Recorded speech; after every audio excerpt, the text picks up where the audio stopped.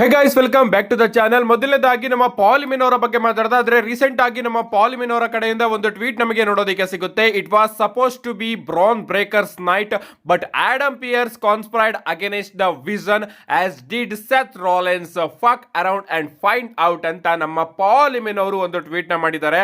ಅಂದ್ರೆ royal rumble ನಿನ್ನೆ bran breaker ಅವರ ನೈಟ್ ಆಗ್ಬೇಕಾಗಿತ್ತು, ಬಟ್ ಆಡಮ್ ಪಿಯರ್ಸ್ ಹಾಗೆ ಸೆತ್ ರಾಲೆನ್ಸ್ ಅವರು ಮಾಡಿದಂತಹ ಪಿತೂರಿಯಿಂದ ಆ ರೀತಿ ಆಗ್ಲಿಲ್ಲ. ನೀವ್ ಏನ್ ಮಾಡ್ತಿರೋ ಅದಕ್ಕೆ ಕರ್ಮ ರಿಟರ್ನ್ ಆಗುತ್ತೆ ಅಂತ ನಮ್ಮ ಪಾಲಿಮಿನ್ ಅವರು ತಿಳಿಸ್ತಾ ಇದ್ದಾರೆ. ಲಿಟರಲಿ ಗೈಸ್, ಒರಿಜಿನಲ್ ಆಗಿ ನಮ್ಮ ಬ್ರಾನ್ ಬ್ರೇಕರ್ ಅವರು ನಂಬರ್ 1 ಎಂಟ್ರಿಯಲ್ಲೇ ಬರಬೇಕಾಗಿತ್ತು, ಬಟ್ ಸ್ಮ್ಯಾಕ್ ಡೌನ್ ಅಲ್ಲಿ ಅದು ಲೀಕ್ ಆದ್ಮೇಲೆ ಡಬ್ಲ್ಯೂ ಅವರು ಇದನ್ನ ಸ್ಟೋರಿ ಲೈನ್ ಗೆ ಕನೆಕ್ಟ್ ಮಾಡಿದ್ದಾರೆ ಅಂತ ಅನ್ಕೋತೀನಿ. ಐ ಥಿಂಕ್ ನಮ್ಮ ಬ್ರಾನ್ ಬ್ರೇಕರ್ ಅವರು ನಂಬರ್ 1 ಎಂಟ್ರಿಯಲ್ಲಿ ಬಂದು ರಿಂಗ್ ಮೇಲ್ಗಡೆ ನಿಂತಿದ್ದಾಗ ಆ ಹುಡ್ಡಿ ಹಾಕೊಂಡು ಬಂದಿರತಕ್ಕಂತಹ ವ್ಯಕ್ತಿ ಅಟ್ಯಾಕ್ ಮಾಡಿ ಹೋಗಾದ್ಮೇಲೆ ಒಬಾಫೆಮಿ ಅವರು ಬಂದು ನಮ್ಮ ಬ್ರಾನ್ ಬ್ರೇಕರ್ ಅವ್ರನ್ನ ಎಲಿಮಿನೇಟ್ ಮಾಡಬೇಕಾಗಿತ್ತು. ಬಟ್ ನಂಬರ್ 1 ಇಂದ ನಂಬರ್ 2 ಸ್ಥಾನಕ್ಕೆ ಆ ಜಾಗನ ಶಿಫ್ಟ್ ಮಾಡಿದ್ರು ಅಂತಾನೆ ಹೇಳ್ಬೇಕು. ನಂಬರ್ 1 ನಂಬರ್ 2 ಎರಡರಲ್ಲಿ ಏನು ಕೂಡ ಡಿಫರೆನ್ಸ್ ಇಲ್ಲ ಅಷ್ಟೇ. ಏನೇ ಆಗ್ಲಿ, ಈ ಒಂದು ವಿಚಾರದ ಬಗ್ಗೆ ನಮ್ಮ ಪಾಲಿಮಿನ್ ಅವರು ಈಗ ಇನ್ನೂ ಕೂಡ ಡಿಸ್ಕಸ್ ನಡೆಸ್ತಾರೆ. ಇನ್ನ ಹುಡ್ಡಿ ಹಾಕೊಂಡು ಬಂದಂತಹ ವ್ಯಕ್ತಿ ಯಾರು, ನಿಜವಾಗ್ಲೂ ಕೂಡ ಸೆತ್ ರಾಲೆನ್ಸ್ ಅಥವಾ ಬೇರೆಯವರ ಅಂತ ನೀವೇನಾದ್ರೂ ಕೇಳಿದ್ರೆ ಗೈಸ್, ಸ್ಟೋರಿ ಲೈನ್ ನ ನಿಜವಾಗ್ಲೂ ಅವರು ಕನೆಕ್ಟ್ ಮಾಡೋದು ಆ ಹುಡ್ಡಿ ಹಾಕೊಂಡು ಬಂದಂತಹ ವ್ಯಕ್ತಿ ಸೆತ್ ರಾಲೆನ್ಸೇ ಅಂತ. ಬಟ್ ನಿಜವಾಗ್ಲೂ ಕೂಡ ಸೆತ್ ರಾಲೆನ್ಸ್ ಅವರು ನಿನ್ನೆ ಸೌದಿ ಅರೇಬಿಯಾದಲ್ಲಿ ಇರಲಿಲ್ಲ. ಅಂಡ್ ಅದಕ್ಕೋಸ್ಕರ ಕೆಲವೊಂದಷ್ಟು ಜನ ಆ ಹುಡ್ಡಿ ಹಾಕೊಂಡು ಬಂದಂತಹ ವ್ಯಕ್ತಿ ಲೋಗನ್ ಪೋಲ್ ಅಂತಾನೂ ಕೂಡ ಹೇಳ್ತಾ ಇದ್ದಾರೆ. ಯಾಕಂದ್ರೆ ಫೇಸು ಹಾಗೆ ಮೀಸೆ ಎಲ್ಲದೂ ಕೂಡ ಲೋಗನ್ ಪೋಲ್ ಅವರಿಗೆ ಸರಿಯಾಗಿ ಮ್ಯಾಚ್ ಆಗ್ತಾ ಇದೆ. ಅಷ್ಟೇ ಅಲ್ಲ, ಜೇಕ್ ಪೋಲ್ ಅಂತಾನೂ ಕೂಡ ಹೇಳ್ತಾ ಇದ್ದಾರೆ.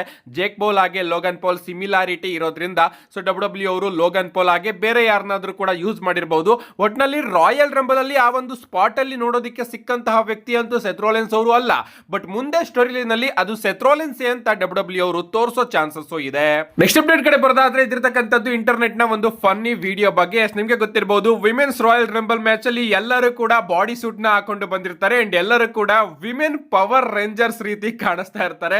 ಅಂಡ್ ಅದಕ್ಕೆ ವಿಮೆನ್ಸ್ ಗಳು ಸೇರ್ಕೊಂಡು ಆ ಪವರ್ ರೇಂಜರ್ಸ್ ರೀತಿ ರೀಕ್ರಿಯೇಟ್ ಕೂಡ ಮಾಡಿದ್ದಾರೆ. ನೀವು ಇಲ್ಲಿ ನೋಡ್ತಾ ಇರಬಹುದು, dinosaurs, thunder, red, blue, green ಅಂತ ಎಲ್ಲರೂ ಕೂಡ ರೀಕ್ರಿಯೇಟ್ ಮಾಡಿದ್ದಾರೆ. ಲಿಟರಲಿ ಅವರೇ ಇದನ್ನೆಲ್ಲದನ್ನು ಕೂಡ ರೀಕ್ರಿಯೇಟ್ ಮಾಡಿದ್ದಾರೆ ಅಂತಾನೆ ಹೇಳ್ಬೇಕು. ಎಷ್ಟು ಕ್ರಿಯೇಟಿವಿಟಿನ ಬಳಸ್ತಾರೆ. ಅಫ್ಕೋರ್ಸ್ ಅವರೆಲ್ಲರೂ ಕೂಡ ಪವರ್ ರೇಂಜರ್ಸ್ ರೀತಿನೇ ಕಾಣಿಸ್ತಾ ಇದ್ರು. ಅದಕ್ಕೋಸ್ಕರ ಈ ರೀತಿ ಒಂದು ರೀಲ್ಸ್ ನ ಕೂಡ ಮಾಡಿದ್ದಾರೆ. ನೆಕ್ಸ್ಟ್ ಅಪ್ಡೇಟ್ ಕಡೆ ಬರೋದಾದ್ರೆ ಇದಿರತಕ್ಕಂಥದ್ದು ನಮ್ಮ ಬ್ರಿ ಬೆಲ್ಲಾ ಅವರ ಬಗ್ಗೆ. ನಿಮ್ಗೆ ಗೊತ್ತಿರಬಹುದು, ಬ್ರಿ ಬೆಲ್ಲಾ ಅವರ ರಿಟರ್ನ್ ನಮಗೆ ನಿನ್ನೆ ರಾಯಲ್ ರಂಬಲ್ ಅಲ್ಲಿ ನೋಡೋದಕ್ಕೆ ಸಿಕ್ತು. ಅಂಡ್ ಅಪ್ಡೇಟ್ ಗಳು ಬರ್ತಿರೋ ಪ್ರಕಾರ ಅವರ royal rumble appearance 1 night appearance ಅಲ್ವಂತೆ.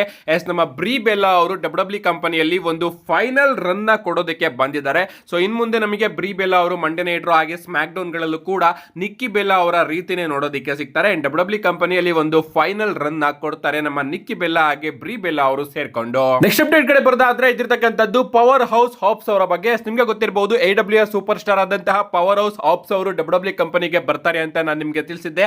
And ಅವರ ನೇಮು ರಾಯ್ಸ್ ಕೀಸ್ ಆಗಿರುತ್ತೆ ಅಂತಾನು ಕೂಡ ತಿಳಿಸಿದ್ದೆ. ಅಂಡ್ ಅದೇ ರೀತಿ ಇವರ ಡಬ್ಲ್ಯೂ ಡೆಬ್ಯೂ ಕೂಡ ನಿನ್ನೆ ರಾಯಲ್ ರಂಬಲ್ ಅಲ್ಲಿ ನೋಡೋದಕ್ಕೆ ಸಿಕ್ತು.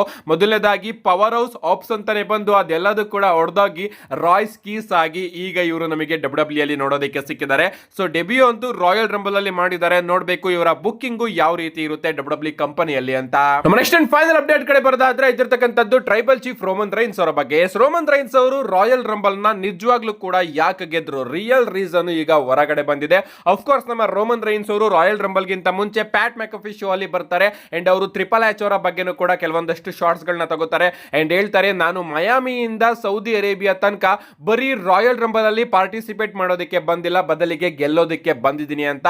ಅಂಡ್ ನಿಜವಾಗ್ಲೂ ಕೂಡ ಡಬ್ಲ್ಯೂಗೆ ಈ ಒಂದು ಟೈಮ್ ಅಲ್ಲಿ ಇದರ ಅಗತ್ಯಕತೆ ಇತ್ತು. ಬಟ್ ಇದು ನಮ್ಮ ಟ್ರಿಪಲ್ ಎಚ್ ಅವರ ಕಾಲಲ್ಲ ಗಾಯ್ಸ್, ಇದು ಡೈರೆಕ್ಟ್ ಆಗಿ ನಿಕ್ ಕಾನ್ ಹಾಗೆ ಎರಿ ಇಮ್ಯಾನ್ಯುಯಲ್ ಅವರ ಕಾಲು ಅಂತಾನೆ ಹೇಳ್ಬೇಕು. ನಮ್ಮ ರೋಮನ್ ರೈನ್ಸ್ ಅವರು ತನ್ನ ಕ್ರಿಯೇಟಿವ್ ನ ನಿಕ್ ಕಾನ್ ಹಾಗೆ ಎರಿ ಇಮ್ಯಾನ್ಯುಯಲ್ ಅವರ ಜೊತೆ ಡಿಸ್ಕಸ್ ಮಾಡ್ತಾ ಇದ್ದಾರೆ. ಟ್ರಿಪಲ್ ಎಚ್ ಅವರು ಅವರ ಕ್ರಿಯೇಟಿವ್ ಅಲ್ಲಿ ಏನು ಕೂಡ ಮಾಡೋದಕ್ಕೆ ಆಗ್ತಾ ಇಲ್ಲ. ಅಂಡ್ ಬ್ಯಾಕ್ ಸ್ಟೇಜ್ ಅಲ್ಲಿ ಕ್ರಿಯೇಟಿವ್ ಡಿಫರೆನ್ಸ್ ಕೂಡ ನಮಗೆ ತುಂಬಾನೇ ನೋಡೋದಕ್ಕೆ ಸಿಗ್ತಾ ಇದೆ ರೋಮನ್ ರೈನ್ಸ್ ಹಾಗೆ ಟ್ರಿಪಲ್ ಎಚ್ ಅವರ ನಡುವೆ. ಅಂಡ್ ಟ್ರಿಪಲ್ ಎಚ್ ಅವರು ಒರಿಜಿನಲ್ ಆಗಿ ರೋಮನ್ ರೈನ್ಸ್ ಅವ್ರನ್ನ ಗೆಲ್ಸೋದಕ್ಕೆ ಪ್ಲಾನ್ ಮಾಡಿರಲಿಲ್ಲ.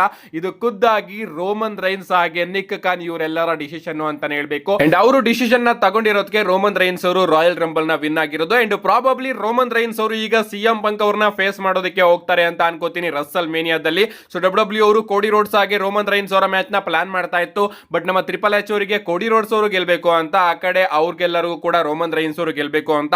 ಅದಕ್ಕೋಸ್ಕರ ಈ ಒಂದು ಮ್ಯಾಚ್ ನ ಸ್ಕ್ರಾಪ್ ಮಾಡಿ ಈಗ ಹೊಸದಾಗಿ ಸಿಎಂ ಪಂಕ್ ಹಾಗೆ ರೋಮನ್ ರೈನ್ಸ್ ಅವರ ಮ್ಯಾಚ್ ನ ಪ್ಲಾನ್ ಮಾಡ್ತಾ ಇದ್ದಾರೆ. ಬಟ್ ಒಂದು ಡೌಟ್ ಏನಪ್ಪಾ ಅಂದ್ರೆ, ರೋಮನ್ ರೈನ್ಸ್ ಅವರು ಅನ್ಡಿಸ್ಪ್ಯೂಟೆಡ್ ಡಬ್ಲ್ಯೂ ಚಾಂಪಿಯನ್ಶಿಪ್ ನ ಇಟ್ಕೊಂಡಿದ್ದಾಗ ಅದು ಚಾಂಪಿಯನ್ಶಿಪ್ ಬಿ, ಅದು ನನ್ನ ಕೆಳಗಡೆ ಇರ್ತಕ್ಕಂತಹ ಚಾಂಪಿಯನ್ಶಿಪ್ ವರ್ಲ್ಡ್ ಚಾಂಪಿಯನ್ಶಿಪ್ ಅಂತ ಹೇಳಿದ್ರು. ಅಂಡ್ ಈಗ ರೋಮನ್ ರೈನ್ಸ್ ಅವರೇ ವರ್ಲ್ಡ್ ಚಾಂಪಿಯನ್ಶಿಪ್ ಗೆ ಹೋಗ್ತಾರಾ ಇಲ್ವೋ ಅಂತ ಕಾದ್ ನೋಡ್ಬೇಕು. ಏನೇ ಆಗ್ಲಿ ಪರ್ಫೆಕ್ಟ್ ಮ್ಯಾಚ್ ಕಾರ್ಡ್ ನಮಗೆ ಯಾವ್ದು ಸೆನ್ಸ್ ಆಗ್ತಾ ಇದೆ ಅಂದ್ರೆ ಆ ಕಡೆ ಡ್ರೂ ಮ್ಯಾಕೆಂಟೈರ್ ಹಾಗೆ ಕೋಡಿ ರೋಡ್ಸ್ ಅವರ ನಡುವೆ ಡಬ್ಲ್ಯೂ ಅನ್ಡಿಸ್ಪ್ಯೂಟೆಡ್ ಚಾಂಪಿಯನ್ಶಿಪ್ ಗೆ ಸಿಂಗಲ್ಸ್ ಮ್ಯಾಚ್, ಪ್ರಾಬಬ್ಲಿ ಆ ಒಂದು ಮ್ಯಾಚ್ ಅಲ್ಲಿ ನಮ್ಮ ಜೇಕೋ ಫಾಟೋ ಅವರು ಕೂಡ ಆಡ್ ಆಗಬಹುದು. ಈ ಕಡೆ ರೋಮನ್ ರೈನ್ಸ್ ಹಾಗೆ ಸಿಎಂ ಪಂಕ್ ಅವರ ನಡುವೆ ವರ್ಲ್ಡ್ ಹೆವಿ ವೈಟ್ ಚಾಂಪಿಯನ್ಶಿಪ್ ಗೆ ಸಿಂಗಲ್ಸ್ ಮ್ಯಾಚ್. ಈ ಎರಡು ಮ್ಯಾಚಸ್ ಗಳು ಲೈಕ್ಲಿ ಕಾಣಿಸ್ತಾ ಇದೆ ರಸಲ್ ಮೇನಿಯಾ 43 ಗೆ. ಅಷ್ಟೇ ಅಲ್ಲ ಗಾಯ್ಸ್, ರೋಮನ್ ರೈನ್ಸ್ ಅವರು ರಾಯಲ್ ರಂಬಲ್ ನ ಗೆದ್ದಾದ್ಮೇಲೆ ಅವರಿಗೆ ಸಿಕ್ಕಾಪಟ್ಟೆ ಹೇಟ್ ಕೂಡ ಸಿಗ್ತಾ ಇದೆ. ಯೂಟ್ಯೂಬ್ ಅಲ್ಲಿ ಡಬ್ಲ್ಯೂ ಅವರು ರೋಮನ್ ರೈನ್ಸ್ ಅವರು ರಾಯಲ್ ರಂಬಲ್ ಗೆದ್ದು ಸೆಲೆಬ್ರೇಟ್ ಮಾಡುವಂತ ವಿಡಿಯೋನ ಅಪ್ಲೋಡ್ ಮಾಡೋದ್ಮೇಲೆ ಲೈಕ್ ಹಾಗೆ ಡಿಸ್ಲೈಕ್ ರೇಷಿಯೋನ ನೀವು ಇಲ್ಲಿ ನೋಡ್ತಾ ಇರಬಹುದು. ಸ್ವಲ್ಪ ಜನ ಕೋಡಿ ರೋಡ್ಸ್ ಅವರ ಫ್ಯಾನ್ಸ್ ಗಳು ರೋಮನ್ ರೈನ್ಸ್ ಅವ್ರನ್ನ ಹೇಟ್ ಕೂಡ ಮಾಡ್ತಾ ಇದ್ದಾರೆ. ಅಂಡ್ ಅವರ ರೀಸನ್ ಏನಪ್ಪಾ ಅಂದ್ರೆ ಡಬ್ಲ್ಯೂ ಅವರು ಹೊಸ ಸೂಪರ್ ಸ್ಟಾರ್ಸ್ ಗಳಿಗೆ ಅವಕಾಶ ಕೊಡ್ತಾ ಇಲ್ಲ ಅಂತ. ಲಿಟರಲಿ ಕೋಡಿ ರೋಡ್ಸ್ ಅವರು ಒಂದು ಬಾರಿ ರಾಯಲ್ ರಂಬಲ್ ನ ಗೆದ್ದು ಕಂಟಿನ್ಯೂಸ್ ಆಗಿ ಎರಡನೇ ಬಾರಿ ರಾಯಲ್ ರಂಬಲ್ ನ ಗೆದ್ದಾಗ ಇವರೆಲ್ಲರೂ ಕೂಡ ಎಲ್ಲೋಗಿದ್ರು, ಏನ್ ಗುರು ಕಂಟಿನ್ಯೂಸ್ ಆಗಿ ಕೋಡಿ ರೋಡ್ಸ್ ಅವರೇ ಗೆಲ್ತಾ ಇದಾರಲ್ಲ, ಬೇರೆ ಬೇರೆ ಸೂಪರ್ ಸ್ಟಾರ್ಸ್ ಗಳಿಗೆ ಅವಕಾಶ ಕೊಡಬೇಕಾಗಿತ್ತು ಅಂತ ಇವರೆಲ್ಲ ಯಾಕೆ ಪ್ರಶ್ನೆ ಮಾಡ್ಲಿಲ್ಲ. ಅಷ್ಟೇ ಅಲ್ಲ, ನಮ್ಮ ಜೇವೂಸ್ ಅವರು ಗೆದ್ದಾಗ್ಲೂ ಕೂಡ ನೀವೆಲ್ಲರೂ ಕೂಡ ಯಾಕೆ ಹೇಟ್ ಮಾಡಿದ್ರಿ. ಲಿಟರಲಿ ಇವರೆಲ್ಲರಿಗೂ ಕೂಡ ಹೇಟ್ ಮಾಡೋದಕ್ಕೆ ಒಂದು ರೀಸನ್ ಬೇಕು ಅಷ್ಟೇ. ಆ ಒಂದು ರೀಸನ್ ಸಿಕ್ಕಿದ್ರೆ ಸಾಕು ಹೇಟ್ ನ ಕಂಟಿನ್ಯೂ ಮಾಡ್ತಾ ಇರ್ತಾರೆ. ಅಂಡ್ ಅದೇ ರೀತಿ ಹೇಟು ಸದ್ಯಕ್ಕೆ ಈಗ ಇಂಟರ್ನೆಟ್ ಅಲ್ಲಿ ಮಾತ್ರ ರೋಮನ್ ರೈನ್ಸ್ ಅವರಿಗೆ ಸಿಗ್ತಾ ಇದೆ. ಬಟ್ ಫ್ಯಾನ್ಸ್ ಗಳು ರೋಮನ್ ರೈನ್ಸ್ ಅವ್ರನ್ನ ಸಪೋರ್ಟ್ 100% ಮಾಡೇ ಮಾಡ್ತಾರೆ. ನಿಮ್ಗೆ ಅನ್ಸುತ್ತೆ ಗಾಯ್ಸ್ ಇದ್ರ ಬಗ್ಗೆ ನಿಮ್ಮ ಅನಿಸಿಕೆನ ಕಮೆಂಟ್ ಮಾಡಿ ಅಂತ ಹೇಳ್ತಾ, see you guys in my next video.